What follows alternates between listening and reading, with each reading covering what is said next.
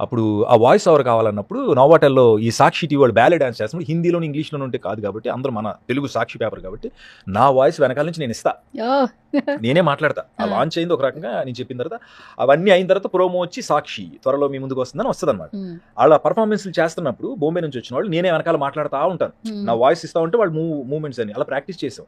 ఆ రోజు నేను రాజశేఖర రెడ్డి గారిని, జగన్మోహన్ రెడ్డి గారు అక్కడ కొంచెం ఆయన అందరినీ గెస్టులు రిసీవ్ చేసుకుని ఇలా ఉంటే కరెక్ట్గా దూరం అప్పుడే వచ్చారు ఆయన. వాకింగ్ లాబీలో వాక్ చేస్తున్నారు రాజశేఖర రెడ్డి గారు. నాకు ఆయనతో ఫోటో దిగాలని ఎవరిని అడగాలి తెలియట్లా.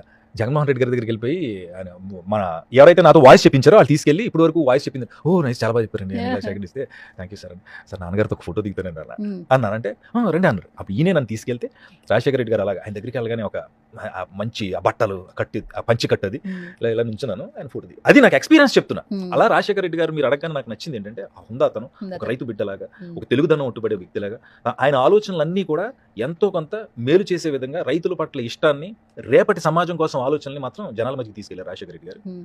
Hats off to him.